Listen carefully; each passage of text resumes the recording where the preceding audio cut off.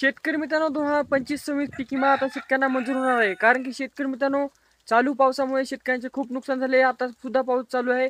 महाराष्ट्रातील 34 जिल्ह्यामध्ये जे काही पीक नुकसान झाले त्याची पीक पंचनामा सुरू झालेला आहे. पीक पाहणी सुरू झालेली आहे. संपूर्ण माहिती या व्हिडिओमध्ये पाहायला मिळणार आहे. पण त्याआधी नवीन असल्याला सबस्क्राईब करायचे विसरू नका. शेतकरी मित्रांनो माझ्या मागे पाहू शकता मी आता सोयाबीन आहे.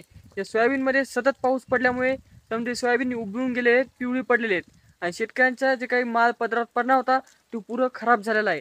त्यामुळे शेतकरी मित्रांनो लवकरात लवकर आता तुम्हाला 25% अग्रिमचा पीक विमा मंजूर होऊ शकतो. त्याचबरोबर शेतकरी मित्रांनो यामध्ये कोणकोणते जिल्हे पात्र राहणार आहेत ते पण पाहून घेऊ. पण त्याआधी नवीन असेल चॅनलला सबस्क्राईब आणि लाईक करायचे विसरू नका.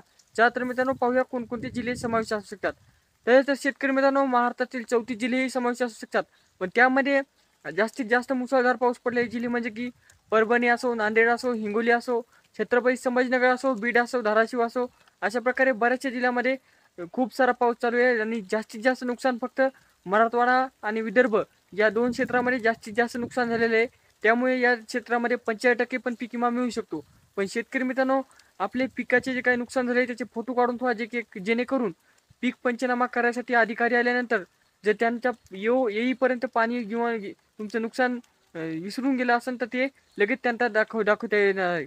शेतकरी मित्रांनो माझ्या पाठीमागं पाहू शकता जे काय आपलं सोयाबीनचं रान आहे त्यामध्ये समजा पाणीच पाणी झालेलं आहे. आणि जे काही सोयाबीन आहे ते पिवळं पडलेलं आहे. त्यामुळे अशा प्रकारच्या सोयाबीनची तक्रार होत असते आणि पंचनामा झाल्यानंतर तुम्हाला पीक विमा मिळू शकतो. आणि त्याचबरोबर शेतकरी मित्रांनो ज्या ज्या जिल्ह्यामध्ये जे काही नुकसान झाले त्या जिल्ह्यातील अधिकारी आपली आणेवारी जाहीर करीत असतात. म्हणजे पीक पाहणी म्हणजे की पीक नुकसान पाहिल्यानंतर आपल्या जिल्ह्यातून आणेवारी काढले जाते. 50 पैशापेक्षा कमी आणेवारी असली की तुम्हाला पीक विमा मंजूर असतो.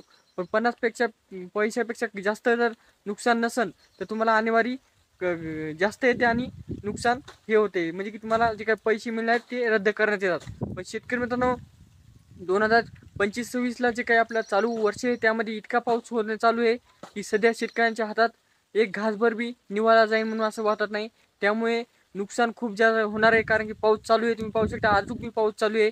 माझ्या इकडे चालू आहे, तुमच्या इकडे चालू आहे का नाही कमेंट करा. आणि त्याचबरोबर तुमचे नुकसान झाले असताना लगेच व्हिडिओ फोटो काढून ठेवा. लवकरात लवकर तुम्हाला 25% अग्रिमची आधी सुद्धा निघू शकते. त्यानंतर तुम्हाला 50% बी मिळू शकतो. कारण की नुकसानावर घेते हे कापसं गिपसं समजा उघडून गेलेलं आहे. समजा नुकसान झालेलं आहे.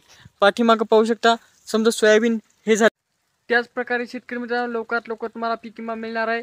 पण त्याआधी तुम्ही तुमचे जे काय आधार कार्ड हे बँकला संलग्न पाहिजे. त्याचबरोबर तुमची पीक पाहणी केली नसेल तर लवकरात लवकर करून घ्या. कारण की पीक पाहणी ॲप सुरू झालेली आहे.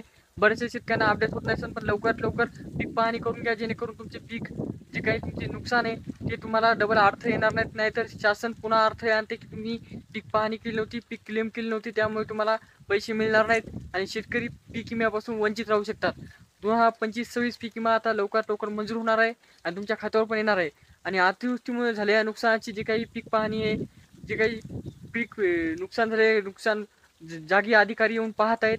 लवकरात लवकर तुमचे बी नुकसान दाखवा आणि तुम्ही बी पात्र होणार आहेत पीक विम्यासाठी.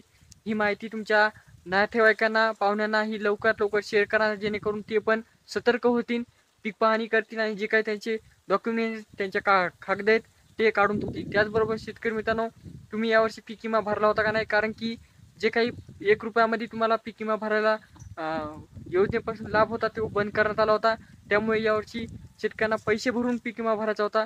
जर तो पीक विमा भरला असेल तर लवकरात लवकर आता तर तारीख संपलेली आहे पण भरायला पाहिजे होता. जर सरकारने सरसकट पीक विमा जाहीर केला तर शेतकऱ्यांना मिळू शकतो. पण ज्या शेतकऱ्यांनी पीक विमा भरलेला आहे त्यांना 25% अग्रिम तर नक्कीच मिळणार आहे. कारण की लवकरात लवकर तुम्हाला हे नुकसानग्रस्त पाहणी झाल्यानंतर पीक विमा मंजूर करण्यात येणार आहेत. व त्याचबरोबर शेतकरी मित्रांनो 50% पण पीक विमा मिळू शकतो. कारण की नुकसान खूप सारं आहे आणि होत बी चालू आहे. पाऊस चालूच असल्यामुळे नुकसान जास्त होणार आहे. भेटूया नेक्स्ट मध्ये. पण तोपर्यंत नातेवाईकांना, पाहुण्यांना, मित्रांना हा व्हिडिओ शेअर करा आणि त्यांना सतर्क करा. भेटूया नेक्स्ट मध्ये. तोपर्यंत धन्यवाद.